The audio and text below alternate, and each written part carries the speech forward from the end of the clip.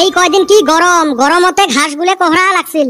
2 দিনের ঝড়িতে ঘাসগুলো কলকলা হয়ে উঠিল।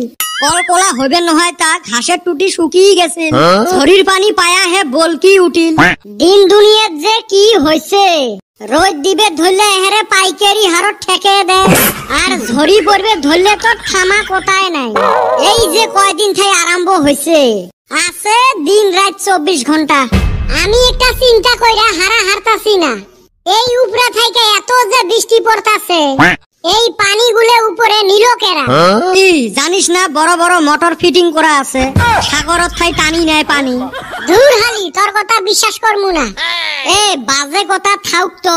হ্যারে কদম, তোর দাদার বলে সেই অবস্থা খারাপ হয় রে, মন কয় আর বাঁচবো না।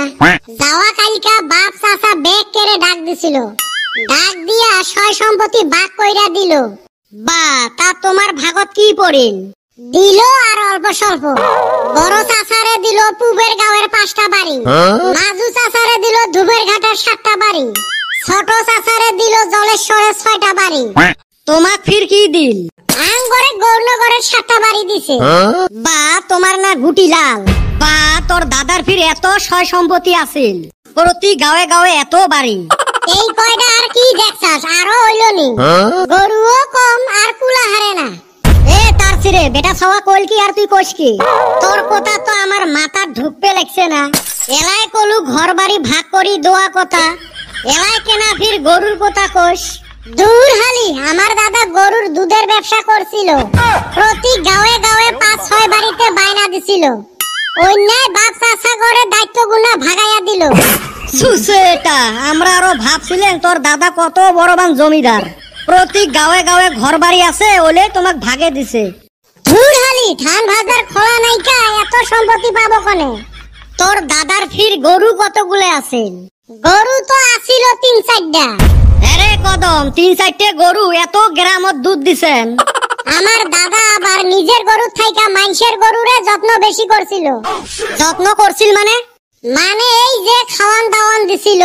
হ্যাঁ, তার মানে দুধ চর করি বেচাছিল। দূর হালি, ওইটা চুরি করা কয় নাকি? ওইটা কয় আদান প্রদান, কিছু দিছিল কিছু নিছিল। বা ভালা ব্যবসা আছিল দেখুন।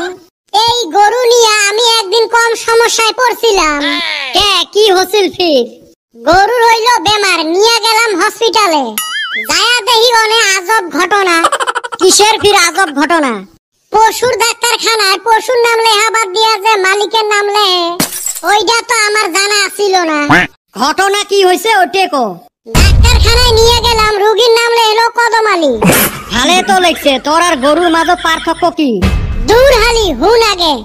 তলে লেখলো বেমারের নাম, নেটুতে ঘাও, কোসে কেবা থাকে, আমার আবার কোনে নেটু। আরো লেহিলো ডাইন ফালের সিংটা ভাঙা, কোসে কেমনটা থাকে। ভাগ্য ভাল গরু সুইটা তক দেয় নাই। আমি তো ডরাইছিলাম। ডাক দিল কদম আলী। আমি ভিতরে যায়া দেখি হেই রুম বড় একটা সুই। কয় বলে এইটা দোয়ান লাগবো। আমার তো কলজা মাটিয়া শুকাইয়া গেল। পরে হে দিশা পাইলাম এইটা তো আমার নিগানা গরুর হে। সুইটা তো হিসেব মতে তোকে দোয়া লাগছিল। কদম আলী, তাহলে তুই তো গৌরনগরের 7টা বাড়ির ভাগ পালু। ভাগে তো 7টা পাইলাম, ওই 7টা দিয়া তো পুষবো না। ওই 7টা তো আমার 10টা বানান লাগবো। তোমার না গরুয়ে নাই, 7 বাড়ির দুধ ফির 10 বাড়িত কেমনে দিব? বাড়িতে মোটর আছে না, মোটর দিয়ে তুই তোর দুধ কেমনে বাড়াবো? এই সুসে পানি মিশ করবে রে। র মুইও তোর ব্যবসাত পানি ঢালি দিবে লাগছং। র মাঝে মাঝে শিকড় খিলাম উনি, তাহলে চলে।